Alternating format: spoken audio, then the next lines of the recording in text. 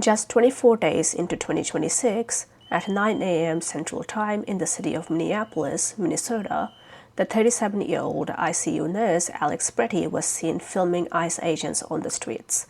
The agents approached Pretti, then what followed was Pretti getting jumped on by as much as 8 agents, getting pepper sprayed and at least 10 shots being fired at Pretti in the span of 5 seconds.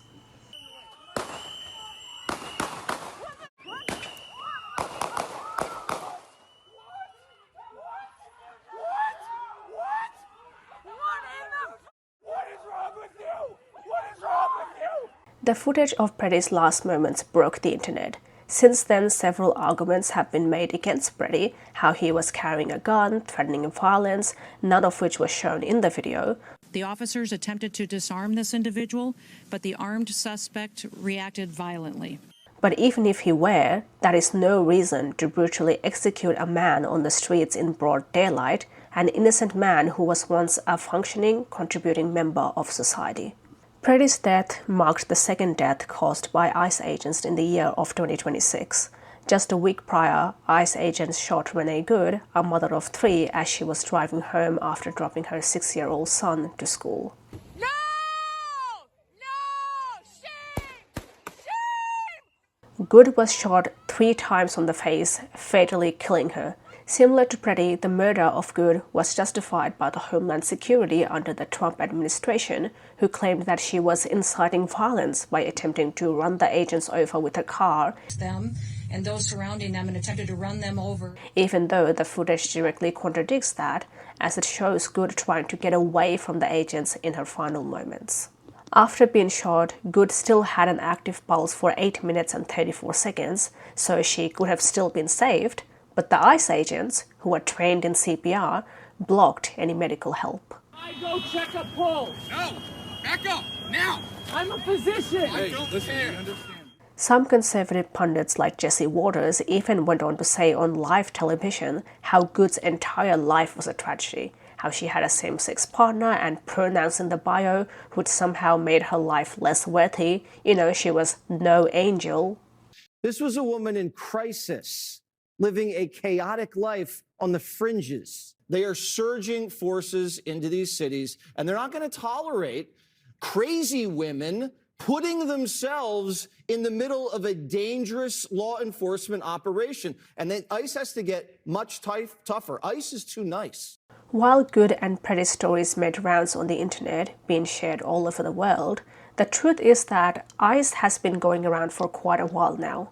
In the year 2025, 32 people have been killed by ICE in custody, most of which came from ethnic and migrant backgrounds.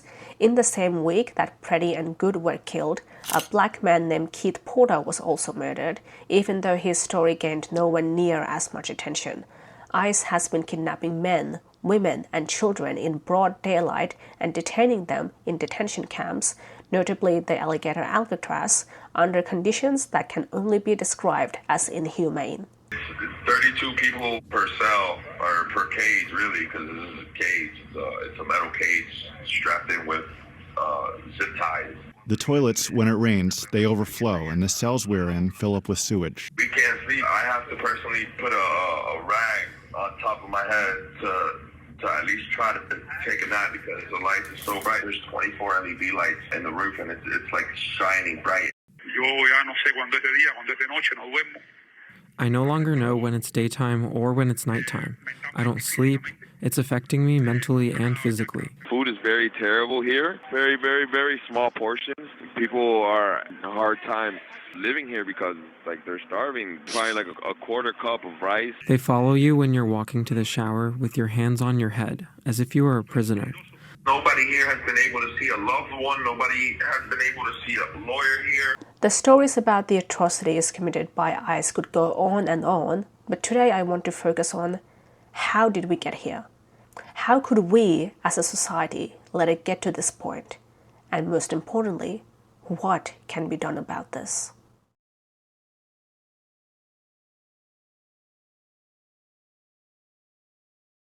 Well, if you're looking for purpose in the current circus, if you're seeking respect and attention, if you're in need of a gig that'll help you feel big, come with me and put some folks in detention.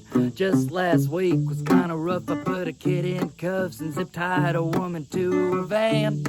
We can sneak around town hunting working folks down. I hear they get a great benefit plan. Join ICE, boy ain't it nice. Join ICE, take my advice. If you're lacking control and authority, come with me and hunt down minorities. Join ICE. Well, I failed the academy, the cops weren't having me, the army didn't sound that fun, so I found me a paramilitary operation that was keen to hand me a gun. See, I got picked on in school, I never felt that cool, there's a hole in my soul that just rages. All the women turned me down, they told me I was a clown. Well, won't you look at me now, I'm putting folks in cages. At ICE, they got great hours. Join ICE for respect and power. They got a sign-on bonus of 50 grand. They're in need of you needing to feel like a man. Join ICE. Join ICE.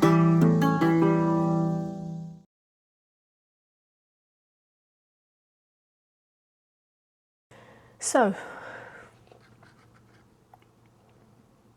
if you're like me, your feed is filled with heart-wrenching videos of people getting deported and killed. Since January of 2026, videos of ICE agents brutally arresting, detaining, and deporting immigrants in the United States, predominantly those of Latino backgrounds, have been going viral. If you tell me he's a citizen, we will let him go. I'm sorry, we don't answer questions. Just listen to me. If you tell me he's a citizen, we'll let your brother go. They kidnapped me. They took me. They arrested and detained me for 2 days, and I was put in county jail. ICE came. They came out of their cars. They asked me to see my ID. And while they were asking me to see the ID, that man, he called me the N-word. They pushed me hard. They used a lot of violence. My body still hurts. I got a concussion. It's really hard for me to speak because of that concussion. My name is Jocelyn from Cicero. They don't have a warrant. They didn't ask for one. They forcefully opened the door of the truck. It was locked. It was locked. Pregunta, ¿quién está aquí legalmente? Si no nos dicen la verdad, le vamos a poner más cargos y van a durar en la cárcel más tiempo. I'm not touching the car. Leave me alone. Look what they're doing. He's sneezing. Stop. I got five. Back up. This is my right. We're citizens. Beto, get your ID. Okay. Hey, stop. Okay, Beto. Ow. Beto. ICE is using drones. Yeah, in my area, like 3 days ago, I made a video about this. ICE has been using drones to find people and surveil. I am a high school teacher, and I want to read to you a note that I received from one of my students yesterday.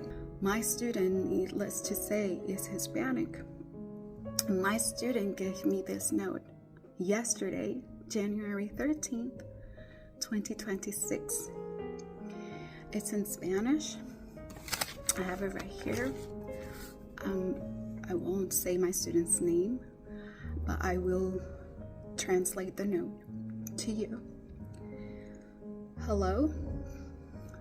I just wanted to let you know that I have been very stressed because a lot of things are happening, and a lot of things are happening in the world. It is a little bit difficult coming to school without feeling worried about not finding my parents when I get home. I feel even more worried after I saw ICE take someone in front of me. My heart broke, and I am very sad. Especially today was very difficult to come to school without crying. I tried to go to school today, but truly I couldn't. Please, I only feel comfortable telling you. The violent and inhuman nature of these videos have been shocking to people all over the world, and there are so many that are coming out. There was Mahdi Khan Babazadeh, an Iranian-born immigrant who was detained as he was dropping his kid off at daycare right in front of his child, ICE forcibly removing a disabled woman from her car, 5-year-old Liam Coneo Ramos, who was detained, handcuffed, and forcibly taken 1,300 miles away from his home. They detained a child, a 5-year-old child. His family came to the United States legally through the asylum system. They had no criminal records. They had no criminal records even in their home country of Ecuador. They were hardworking, honest, innocent people who were here legally, yet that did not stop ICE from detaining them for absolutely no reason. Every single day there seems to be new videos, new stories coming out. As of making this, there was a case of a 2-month-old baby who was sick with bronchitis, and they were deported with their whole family. During the deportation process, the baby got so sick that they became unresponsive. There was Nurul Amin Shah Alam, the 56-year-old blind man from Myanmar who spoke little English, who came to the United States legally as a refugee. ICE detained him, and when they realized that they had no basis of holding him captive, they let him go by abandoning him at a closed coffee shop hours away from home during a blizzard. His family was not called, the police were not called, nobody was notified to pick him up. They just dropped him off, and after a couple days of wandering around in the freezing cold, he died. After finding him, his family held a public funeral. I just have no words. I don't even know what to say, except that ICE has no bounds. Nothing ever seems to be too low for ICE. Many people try to justify what has been going on, what these ICE agents have been doing by saying, oh, these people are here illegally. If they only followed the law, followed all the rules, did the right thing, this wouldn't have happened to them. Firstly, United States and most of the Western world is built upon stolen land. It was stolen from the Native Americans who have been living on this land for thousands of years before European settlers came along and massacred them, colonized them, whitewashed them. No human is illegal on stolen land. Secondly, even if they were illegal, that is still no reason to treat them the way they are being treated. They are still people that are worthy of dignity and respect. I mean, we don't treat even the worst criminals in our society the way these people are being treated. Criminals like murderers and pedophiles in jail are being treated better than these immigrants only because they are assumed to be illegal. But most importantly, the people that ICE are going around detaining and deporting, most of them aren't even illegal. They are here legally, most of them already have their passports and documents, and the ones who don't only do so temporarily as they're waiting on their visa if they had overstayed on their visa whilst their documentation is still being approved. I was doing everything completely legally. I came to the US legally 11.5 years ago. I was granted asylum. Then I got a notice to appear in one of ICE's offices in June for what they called a routine check-in. We went to Cancun for vacation with my family. When we came back, got on the plane, they pulled me aside. I didn't understand why. They said, you need to reapply through the consulate and we need to send you back to Canada. And in my head, I thought that meant, okay, I'm just getting on a plane and going home. I was never concerned. I had a green card. I traveled multiple times before out of the country. I was sitting there looking for flights to go home and I was taken. They were like, we have to detain you. I was under arrest. With no explanation. It felt like I had been kidnapped. You're kidnapping me. They said they are detaining and deporting people who are here illegally and criminals. I was never in the country illegally. I did not come here illegally. It was legal from day one. Immigration is a legal right. Every human being has the legal right to immigrate, to seek asylum, seek refuge in a different country. But I find it interesting how ICE and Border Patrol agents are not going after white immigrants. You know, the 780,000 unauthorized immigrants from Europe, Canada, and Oceania that were reported to be living in the United States in 2021. No, when it comes to immigrants, all you hear about is always the Mexicans, the Muslims, the Sudanese. I mean, in 2016, Donald Trump basically ran his entire presidential campaign hating on immigrants, from claiming that Mexican immigrants are rapists whilst he himself is a 34-count felon, promising to build a wall, doing the Muslim ban. Even now, after being re-elected as president for a second term, he continues to use dehumanizing language against immigrants, calling them aliens, animals, savages, claiming that they're eating people's dogs and cats. The Democrats say, please don't call them animals. They're humans. I said, no, they're not humans. They're not humans. They're animals. Nancy Pelosi told me that. She said, please don't use the word animal, sir, when you're talking about these people. I said, I'll use the word animal because that's what they are. But they're not just illegal aliens. Honestly, they're monsters. These are savage monsters. In Springfield, they're eating the dogs, the people that came in. They're eating the cats. They're eating the pets of the people that live there. And this is what's happening in our country. I wish people would just admit that their concern about immigration is just thinly veiled racism and xenophobia. This is the reason why the stories of Alex Pretti and Renee Good got so much attention. What happened to Pretti and Good has been happening to racial and ethnic minorities, particularly black people, for years with no one batting an eye. But Pretti and Good were white. Things that they went through should not happen to people who look like them. But regardless of race, ethnicity, or residency status, ICE has been targeting anyone that they come across without suffering any consequences. They have been arresting black people, Native Americans, US-born citizens, literally anyone that they come across. ICE began their venture of terrorizing with the city of Minneapolis, where George Floyd was murdered over 5 years ago, where both Pretti and Good were murdered. When asked on r/Minneapolis, how bad is it? This is what they had to say. It's more terrifying and disturbing than any press, video on the ground, or written analysis can possibly convey. What we're experiencing is an emergency, incredible violations against the tenets of the constitutions and the law. Feels like the fate of the nation is at stake. It's bad. A friend's husband was detained, citizen, veteran, Purple Heart, and has been missing since this morning. Lawyer can't find him. They are straight up beating people for random reasons. The videos coming out are insane. Worse than you can imagine. ICE is completely lawless and terrorizing the city. They are racially profiling anyone who isn't white. They are going door to door and breaking into homes without warrants. They're abducting people without cause. Schools are cancelled and children are traumatized. Friends, colleagues, and neighbors feel unsafe leaving their homes. The news couldn't possibly keep up with all the violence all over the Twin Cities to portray an accurate description of how widespread and sloppy the violence is. ICE violently tackled and arrested a 17-year-old Hispanic-appearing U.S. citizen kid who was working at Target, beat the shit out of him, then dropped him off miles away from his place of work, bloodied and crying, only for regular citizens to care and comfort him for what just happened, asking, we should call someone, that's not right, who do we even call? We need to call someone. And there are tons of stories like that happening every moment here. No rhyme or reason, they are not going after criminals.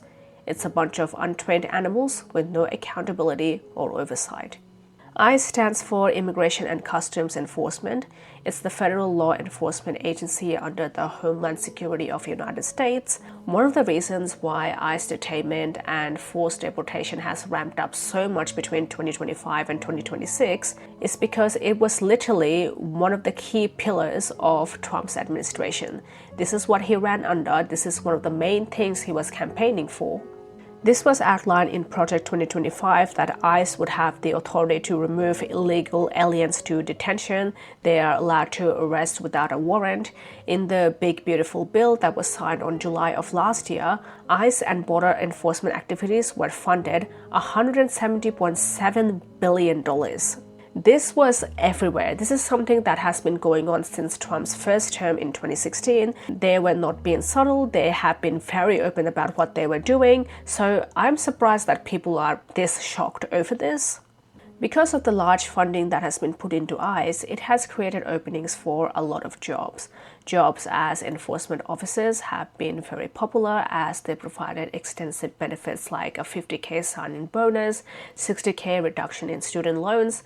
Thus, hundreds of people were lining up, waiting hours at the ICE recruitment office, wanting to be a deportation officer. The entry requirements to be a deportation officer are so low. Like, you don't need to have a college degree, any relevant experience, they just seem to be hiring people on the spot. They claim to do background checks and drug testing and all that, but I highly doubt it, given the fact that you seem to be able to just walk in and walk out with a job as an ICE officer. We're seeing a bit of the speed and scale that the Trump administration is trying to move at. They're moving people in and out assembly line style, they're offering drug testing on site, and they're even saying that you could walk out of here with a tentative offer letter to start a new job at ICE. I was able to get an offer today. This is so baffling to me. Like, working at retail would require you to go through much more rigorous checks and effort than being an ICE officer.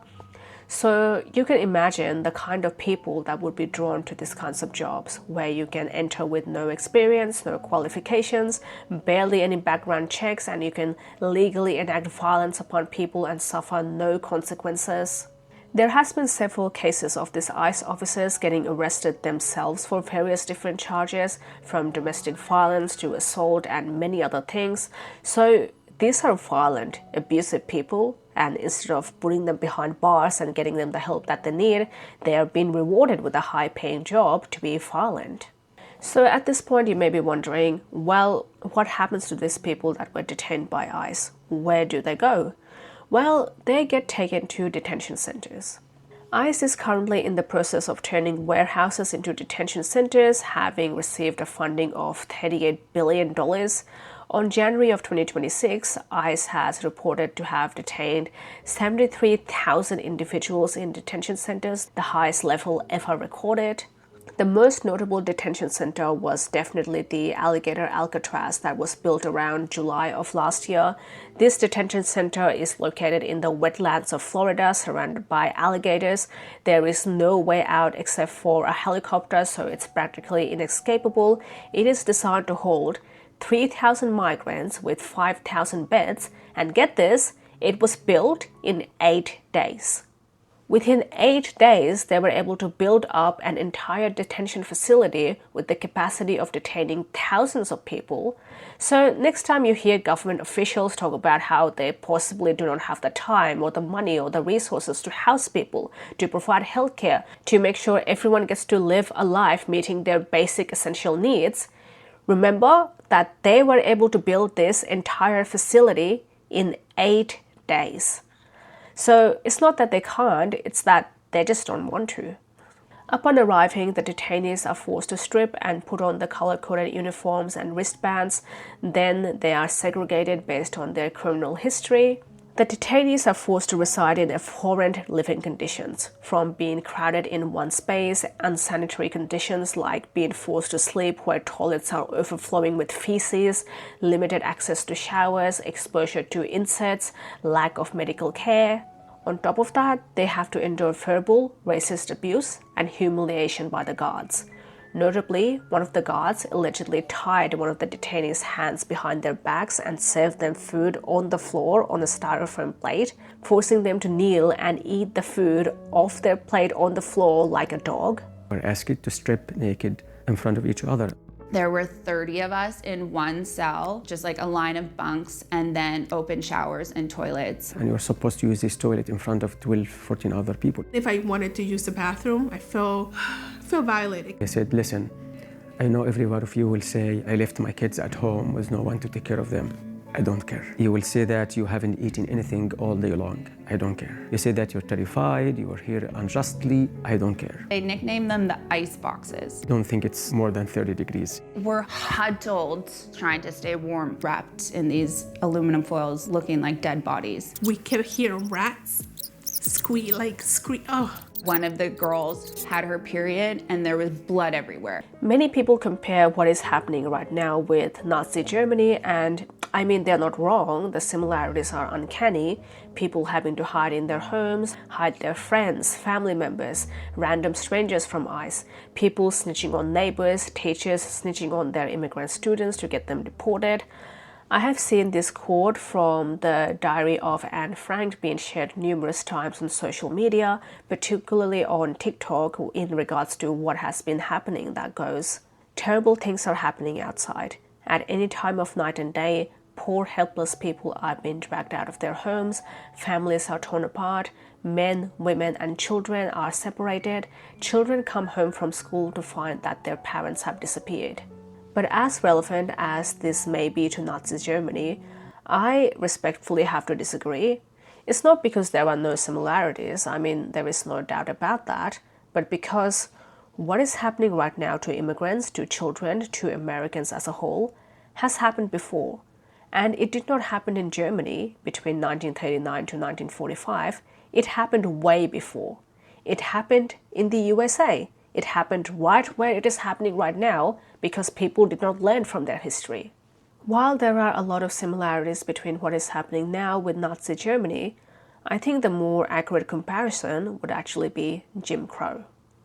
The plight of Black Americans is something that has not stopped since the inception of America, whether it be during the transatlantic slave trade, where millions of men, women and children were kidnapped and trafficked from Africa to the Americas, where they were bought and sold as slaves forced to perform labor, to the story of Sarah Baartman and many like her who were kidnapped from Africa, then coerced into performing freak shows in Europe, or before the Civil War, where free Black people from the northern states would be kidnapped and smuggled into the southern states where they would be enslaved, as slavery in the South was still legal at the time, a practice that was so common they had a specific route where the Black people would be trafficked, often known as the Reverse Underground Railroad, or during the Civil Rights Movement, where Black activists and leaders would mysteriously go missing or end up dead, MLK being one of them. The list goes on. It goes on and on and on. Even today, slavery is technically still legal in America under the 13th Amendment that makes slavery permissible as a punishment for a crime. Therefore, it is no coincidence that most of the prison population is Black, making up a third of the prison population in the United States. Black neighborhoods are more brutally policed. Black people are given harsher and longer sentences than their white counterparts for committing the same crimes. Once they become a felon with criminal record, it is much harder for them to reintegrate into society. Everything that is happening right now, I would even go as far as to say that every injustice that has ever happened in America or in the world happened to Black people first, on a much more severe, debilitating level. Going slightly off topic, say with the Epstein files, for example, I made a video on them a while back, and since then, DOJ, the Department of Justice in the United States, released 3 million more files. The content in those files were absolutely shocking, to the point I was thinking of making a follow-up video, but then I realized, what's the point? Because everything that has been exposed in those files has happened already to Black people. Oh, they were eating babies? Well, they did that during slavery. Oh, they had baby farms where they forcibly impregnated young girls and took their babies from their arms after. Wow, such a surprise from a country that once ran slave breeding camps where they did the exact same thing. And this is not to dismiss what happened to all the victims of Epstein or the victims of ICE, but Black people, Black women especially, have been incessantly warning you that this was going to happen. They have been telling you since 2025, but what did you do? Did you listen? Did you take notes? Did you do what they've asked you to do? No, of course you didn't. You looked away. You pretended to not hear it because it did not affect you. When the alligator Alcatraz was first being built and mostly Black and brown people were being detained, you made merch. You made alligator Alcatraz merch to wear around and show off. You were mocking them, you were ridiculing them, you were profiting off of people's suffering. Now that when it finally happened to you, now you want support. Now you want to come together. Now you speak of unity. Now you want to show off your blue bracelets. No, you don't get to do that. Because we live in a white supremacist patriarchal world, by the time it gets to white people, white men, it's already too late. Since you all love to compare everything to the Nazi Germany, I'm going to read out a poem written by a Holocaust survivor and pastor Martin Niemöller that goes, "First they came for the communist, and I did not speak out because I was not a communist. Then they came for the socialist, and I did not speak out because I was not a socialist. Then they came for the trade unionist, and I did not speak out because I was not a trade unionist. Then they came for the Jews, and I did not speak out because I was not a Jew. Then they came for me, and then there was no one left to speak out for me." A majority of you still voted for a self-proclaimed fascist for a second term, and so you don't get to come back now and ask for support. There were enough warnings, enough information, enough time for you to make the right decision and not make the same mistake twice, yet you did it. You failed an open book test because you do not see black people as being worthy of protection. You do not see black people as human. Whatever you allow your government to do to others, they will eventually do to you. So it absolutely grinds my gears when people look at what's happening with ICE and go, "Oh my god, this is just like Nazi Germany, it's history repeating itself." No, this is not Nazi Germany history. This is your history, your country doing it to its own people. Pointing the finger to Germany, to what Germany did back in World War II, takes the focus away from yourself. This is you repeating your own history. But because you did not acknowledge it, did not learn from it, it keeps happening over and over again. The other reason why I hate it when people compare things to the Nazis is because, while yes, the things that are currently happening is very similar to what the Nazis did, where do you think the Nazis got all these ideas from? Did they just get out of thin air? No, they did not. American lawyer and professor James Q. Whitman explains this in his book Hitler's American Model, The United States and the Making of Nazi Race Law, that as horrible and abhorrent as the Nazis may be, they got their inspiration from the United States.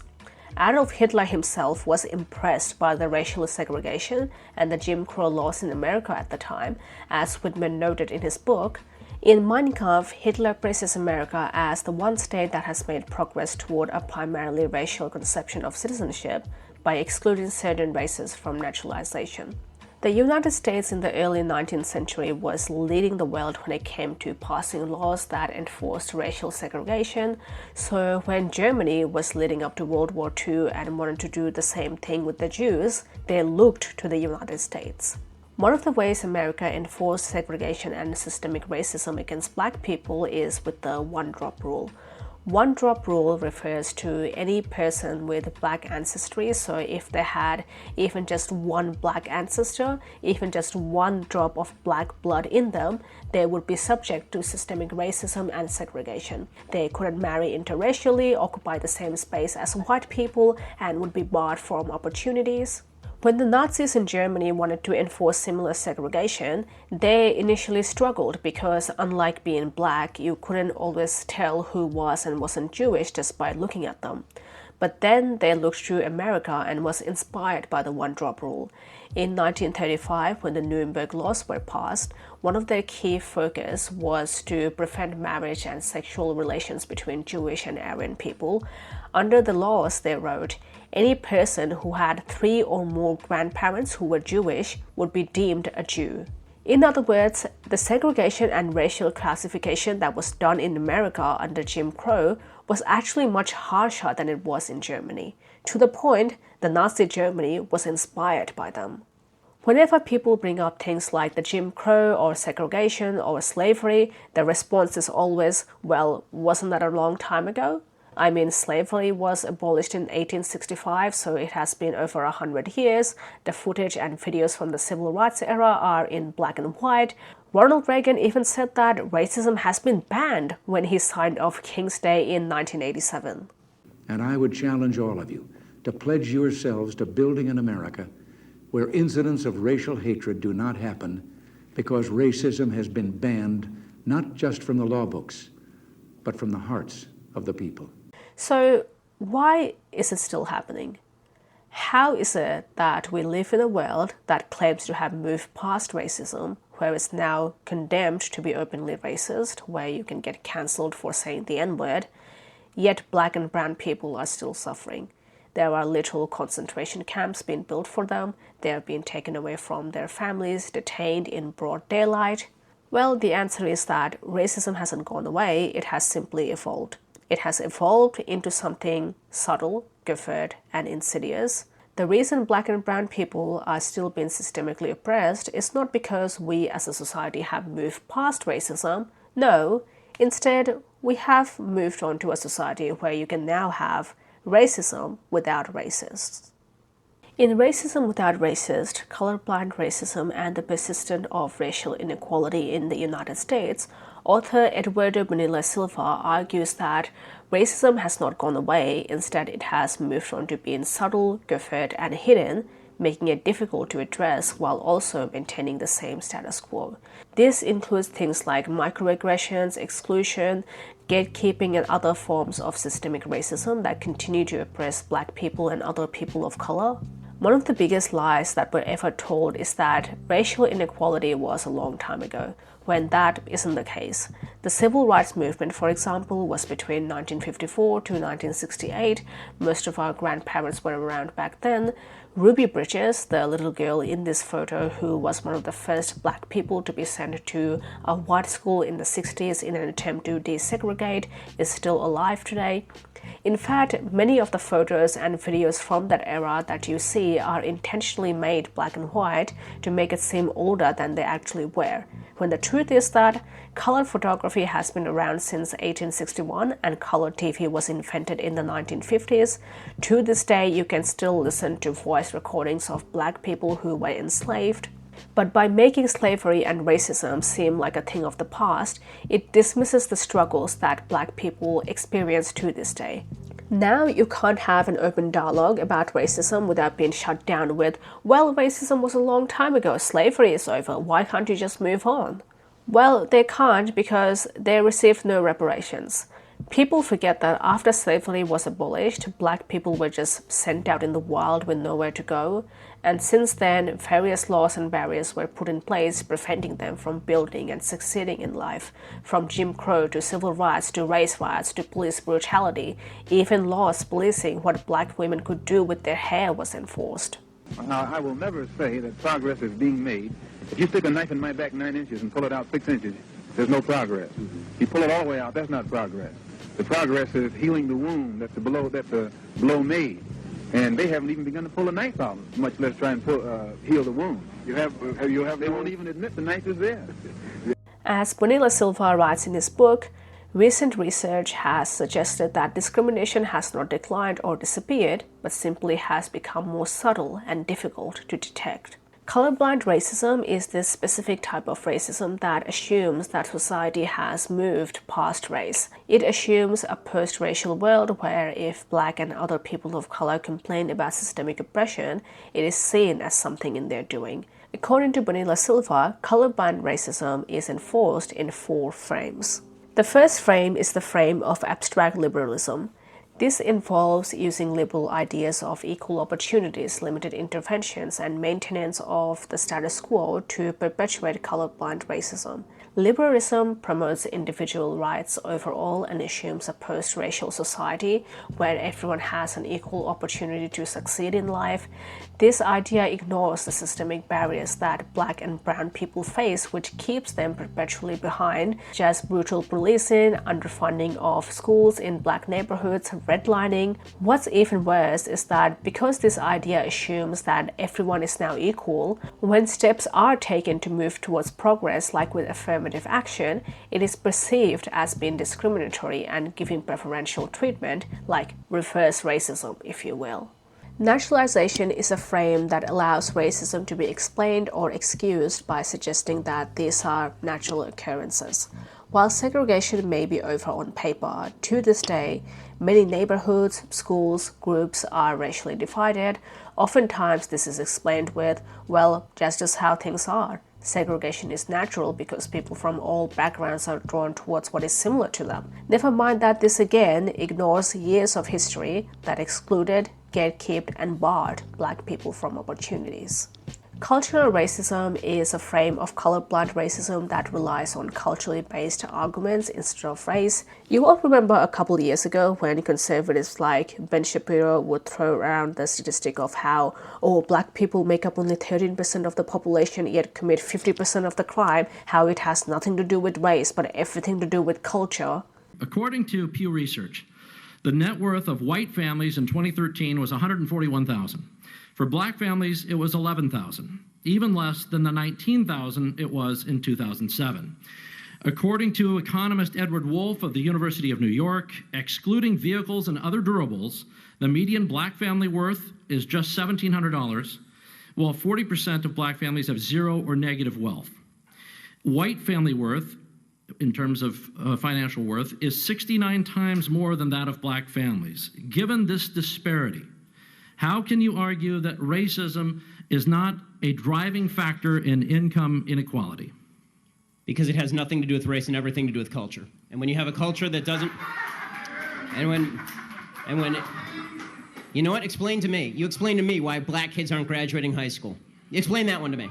Explain to me why black kids are shooting each other in rates significantly higher than whites are shooting each other. Explain to me why 13% of the population is responsible for 50% of the murder. Explain to me why the number of black kids in prison, not for innocent reasons, not for walking down the street and getting pulled into a prison, is so high. Explain, if it has nothing to do with culture, explain to me why the single motherhood rate in the black community jumped from 20% to 70% in the same course of time that the civil rights movement has made such tremendous strides. Is America more racist now than it was in 1960? And if it is, please explain to me how that happened.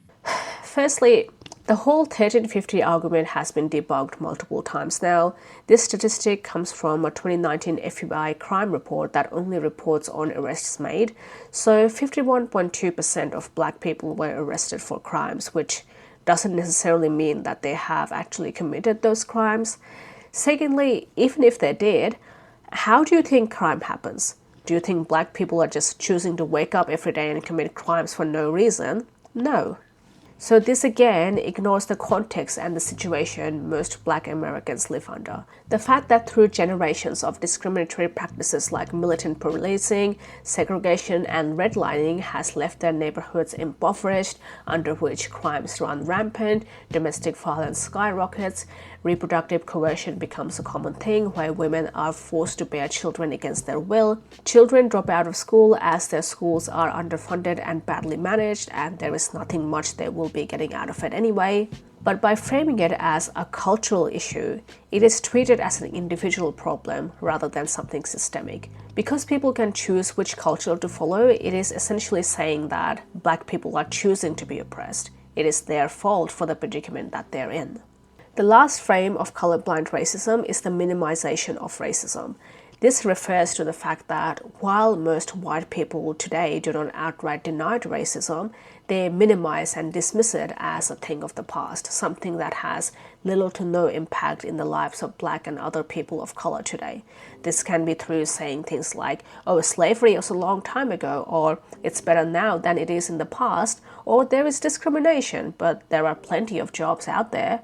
By minimizing and dismissing racism, this invalidates the experiences of black people today.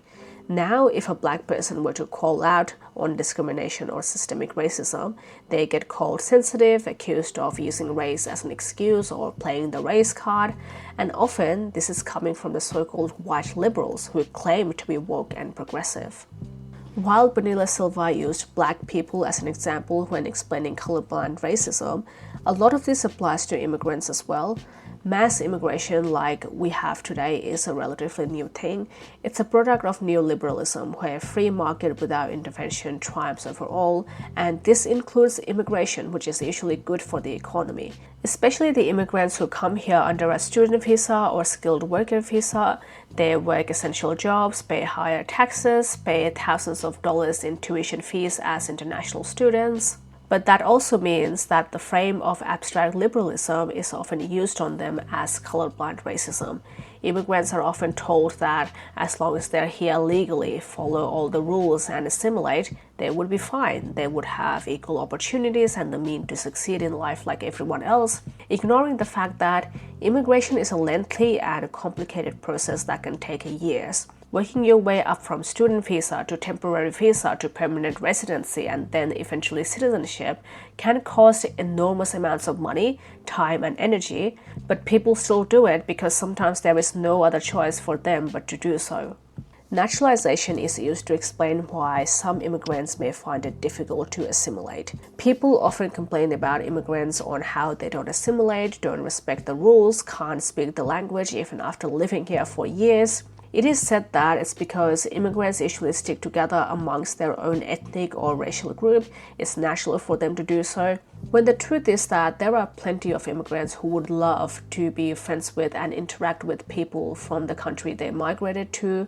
For example, I live in Australia and there are plenty of immigrants I know, myself included, who were very keen on making some Aussie friends when they first arrived here, but they were pushed out, excluded, constantly left out of everything, resorting them to stick to their own people. Cultural racism relies on culturally based arguments towards various racial and ethnic groups. It relies on prejudices, stereotypes, and preconceptions, but because it is presented as a cultural thing, it is deemed as a choice that these immigrants make, whether it be working menial jobs, having too many children, or being lazy and relying on government handouts. When racism is addressed, it is minimized and dismissed. It is deflected as, oh, it's not racism, it's xenophobia, which does not explain why arguments against immigration are only brought up when discussing black and brown immigrants, and never the thousands of immigrants from other predominantly white countries in Europe, Canada, or Oceania, even if they're here illegally.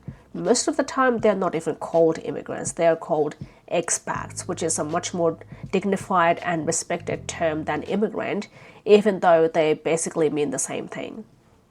So that is what brings us to today. After years of untethered microaggressions, colorblind racism, and dehumanization, we are finally at a point where immigrants are being thrown into detention centers, asylum camps, or deported to their home countries with no due process. Every immigrant, no matter their race, age, gender, or ethnicity, whether they're here legally or not, doesn't matter. ICE is going after anyone. Nobody is safe. So what can be done about this?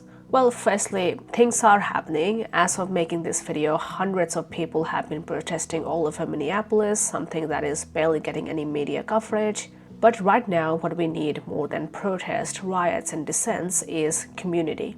If you're an immigrant, you'll know that there is a lot of infighting, prejudices, and disdain that happens even within various ethnic immigrant groups, especially the immigrants who have moved here legally and have quote-unquote made it, often look down on immigrants who did not or are in the process of it, perhaps even more than the racist or the conservatives. I mean, that's how so many of them ended up voting for Trump for a second term. This, to me, is so stupid. Firstly, because you were once there too when you first migrated and struggled, therefore you have no right to look down on others who are in the same position as you once were. Secondly, if somebody is a racist, is a conservative, they're not going to care. They're not going to care whether you're here legally, have all the documents, whether you're a skilled worker, whether you have higher education, how well you speak English. ICE is not going to care. They have deported veterans. Veterans who fought for their country have been deported because they did not fit the status quo. We are joined on Zoom by a gentleman named Se-Jun Park. He is a United States Army combat veteran who was shot twice while serving our country in Panama in 1989. Like many veterans, he struggled with PTSD and substance abuse after his service. He was arrested in the 1990s for some minor drug offenses, nothing serious. He never hurt anyone besides himself, and he's been clean and sober for 14 years. He is a combat veteran, a Purple Heart recipient. He has sacrificed more for this country than most people ever have. Earlier this year, you deported him to Korea, a country he hasn't lived in since he was 7 years old. During the Super Bowl halftime show of this year, Puerto Rican artist Bad Bunny, aka Benito Antonio Martinez Ocasio, did an homage to his culture and heritage. The entire performance was in Spanish and it showed key symbols of Latino culture. At the end of the performance, Benito said, "God bless America," and listed off all the countries in the continent of America, both the North and the South, and held up a football that said, "Together we are America." At a time where immigrants, especially of Latino background, are being targeted so viciously, this kind of unity was so needed. And you don't need to be Latino or speak Spanish to understand what is being said. What Benito showed in this performance is the universal experience of immigrants all over the world being connected to family and community, doing hard, back-breaking work to survive, all to give your family a better future and chance in life. So keep protesting, rioting, and contacting your lawmakers because that is important. But what is even more important is coming together, uniting.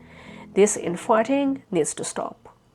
And because I have spoken a lot about Black people in this video, I do want to end with a message for you. Now, I'm not the kind of person to tell Black people what to do, but please stay out of this. Rest, stay at home, go on a vacation. You have done enough for your country and for people of color worldwide. Now is the time you get to relax. Do not perform any labor unless you are directly benefiting from it. This is not your fight to fight. You have fought enough during slavery, during Jim Crow, during civil rights, during the Black Lives Matter movement in 2020, during the 2024 election where 92% of Black women voted blue. You have done enough. So now go rest, curl up on the bed with a blanket, turn on your favorite show, stay hydrated, fill up your Stanley Cup, and don't forget to add on the crushed ice.